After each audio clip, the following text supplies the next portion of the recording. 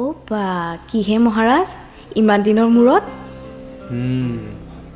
বাহ ইমান গহীন কি হ'ল নাই কি হ'ল কোৱা মই তোমাক আজিলৈকে ক'ৰবাত দেখিছোঁনে ফটো চাইছোঁনে তোমাৰ তেতিয়াহে মনত পৰিল যে সিচোন মোক ক'তো দেখাই নাই চোৱাই নাই সেয়েহে ক'লোঁ নাই দেখা কিন্তু কিয় এনেকৈ সুধিলা নাই মানে তোমাক মই দেখা নাই তোমাৰ মাতটোও শুনা নাই তেন্তে তেন্তে কি বাদ দিয়া বাদ নিদিওঁ কি হ'ল কোৱা সেইবোৰ বাদ দিয়া পইণ্টত আহা কি পইণ্ট আই লাভ ইউ বুলি কেতিয়া ক'বা কি মোৰ প্ৰেমিকা হ'বা কি মই পিছত কথা পাতিম বাই মোৰ কি হ'ল ধৰিব নোৱাৰিলোঁ কিন্তু কি ক'ম কি নক'ম বুলি ভাবি তাক বাই দি অফলাইন হ'লোঁ ভয় লাগিছিল কান্দিছিলোঁ ভয় মানে সমাজলৈ ভয় দেউতালৈ দেউতা হ'ল নগাঁৱৰ বিখ্যাত জগন্নাথ শৰ্মা পৰিয়ালৰ সন্তান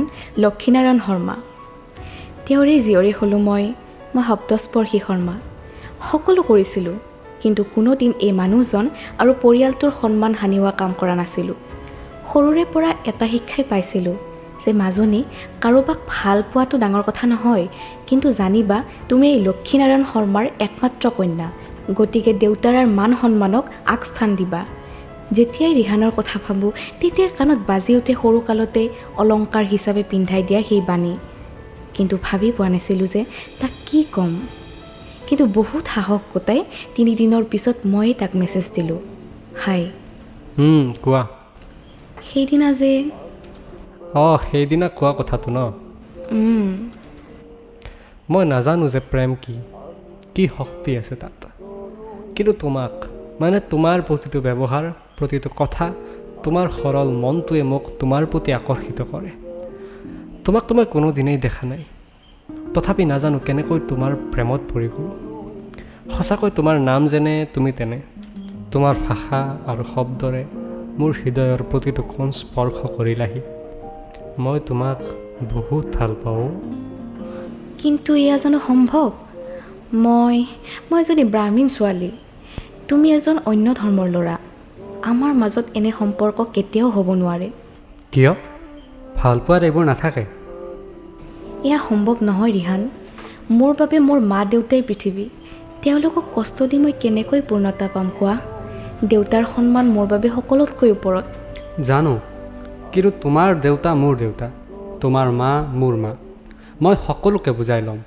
তুমি চিন্তা নকৰিবা নাই তেনে হ'ব নোৱাৰে আমি বন্ধু হৈ আছোঁ বন্ধু হৈয়ে থাকিম সামাজিক নিয়মসমূহক পিছত থৈ আমি আগবঢ়াটো উচিত নহয় মই তোমাক কথা দিছোঁ মই বহুত ভাল মানুহ হ'ম বহুত ডাঙৰ মানুহ হ'ম য'ত তোমাৰ ঘৰত মানি নোলোৱাকৈ নাথাকে মাত্ৰ তুমি মোৰ লাইফত আহা না আৰু এনেকুৱা নহয় মই তেওঁলোকক কষ্ট দিব নোৱাৰোঁ তাৰোপৰি তোমাৰ প্ৰতি মোৰ মনত কোনো তেনেকুৱা ভাৱেই নাই আৰু শুনা মই দেখিবলৈ ভাল নহয় তুমি দেখিবলৈ কেনেকুৱা সেইটো ভবা হ'লে মই তোমাক নেদেখাকৈ প্ৰেমতেই নকৰিলোঁ হয় মই তোমাৰ মন কথা এইবোৰৰ প্ৰতি বৰ আকৰ্ষিত মই তোমাৰ লগত ৰিলেশ্যনশ্বিপত আহিব নোৱাৰোঁ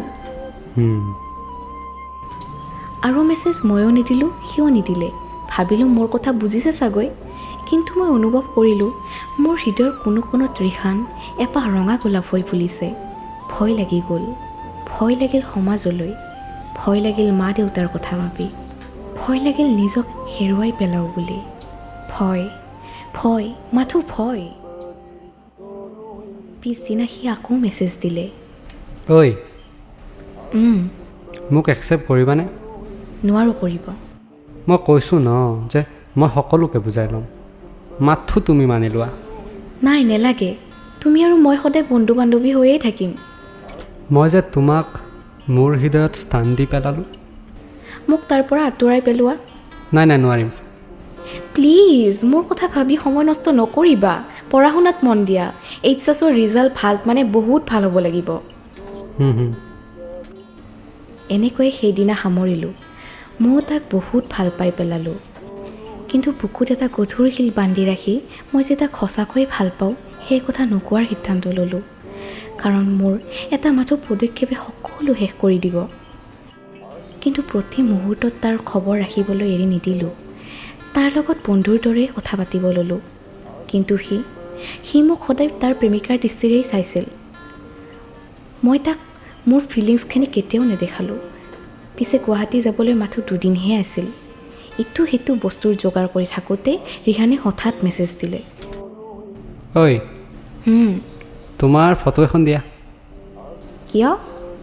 তোমাক নেদেখাকৈ প্ৰেম কৰি কৰি আমনি লাগি গৈছে। মোক গুৱাহাটীতে চাই ল'বা। নাই এতিয়াই।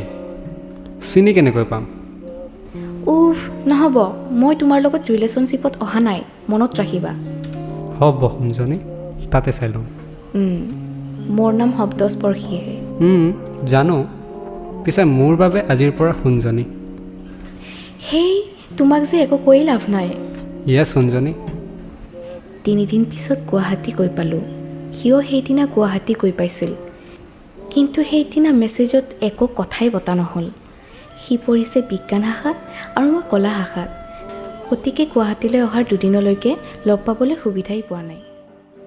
কিন্তু 3য় দিনা আমাৰ ক্লাছ নথকাত ৰুমতে লগৰ এজনীৰ লগত কথা পাতি আছিলোঁ। হঠাৎ ৰিহান ৰুমলৈ সোমাই আহিল। মই তাক ভালদৰে চিনি পালোঁ কাৰণ ডিপিত আগতেই তাৰ ফটোটো দেখিছোঁ। কিন্তু সি মোক একেবাৰে চিনি নাপালে, কাৰণ সি যে মোক ক'তোই দেখা নাই। তাক যে দেখিলে এক নোপোৱা সুখ পাওঁ। তাৰ কথা ইমান ভাবিলোঁ যে তাৰ মাতত মই ক'ত আছোঁ গমেই নাপালোঁ। সি চিঞৰিছে মানে গোটেই ৰুমটোৱে শুনাকে চিঞৰিছে। মিছ শব্দস্পৰ্শী শৰ্মা, ক'ত আছা? য়েছ মিষ্টাৰ ৰিহান, আই এম হিয়াৰ। অ' মোৰ সোণজনী।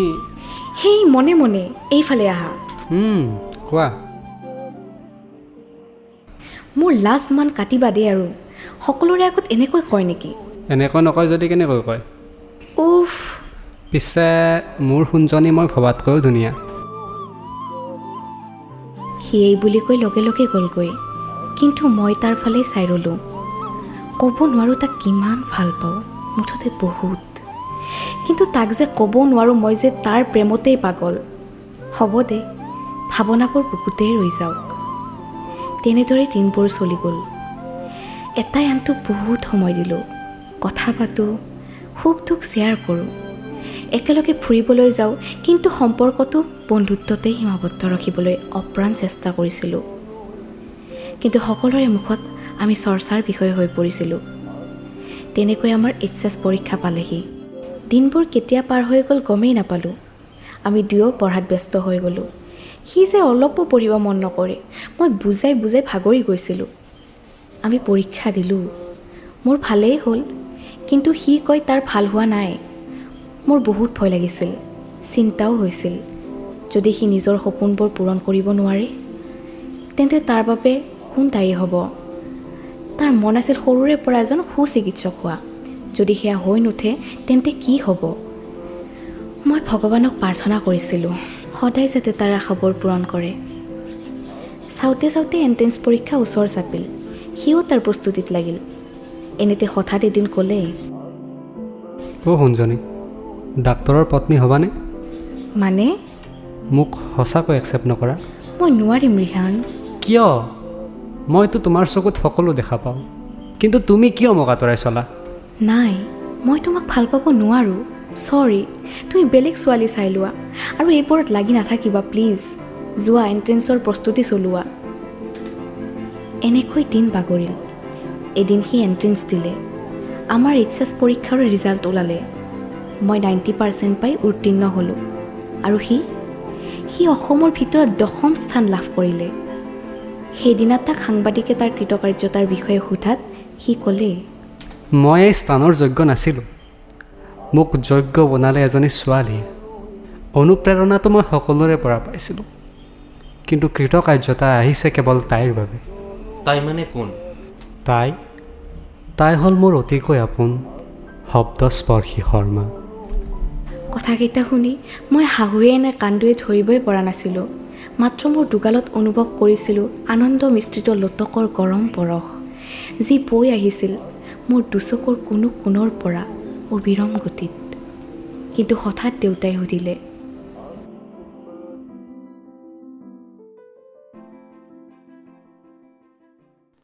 নমস্কাৰ, সকলোকে শাৰদীয় দুৰ্গোৎসৱৰ হিয়া ভৰা শুভেচ্ছা জনালোঁ। আজি শব্দস্পৰ্শী দ্বিতীয়টি খণ্ড আপোনালোকৰ মাজলৈ আগবঢ়োৱা হৈছে। বৰ্তমানলৈকে শব্দস্পৰ্শীক আপোনালোকে জনোৱা সঁহাৰি আমাৰ বাবে অনুপ্ৰেৰণাৰ উৎস। মোৰ ডায়েৰীৰ পাতৰ এটিমাথো কাহিনীক ইমান সঁহাৰি জনোৱাৰ বাবে আপোনালোকক বহুত বহুত ধন্যবাদ। অহা খণ্ডটি অতি সোনকালে আপোনালোকৰ মাজলৈ আগবঢ়াই দিয়া হ'ব। শব্দস্পৰ্শী কেনেকুৱা পাইছে তাৰ ভুল শুদ্ধ সকলোৰে ওপৰত এটি মতামত জনালে আমি নথৈ আনন্দিত হ'ম। ধন্যবাদ।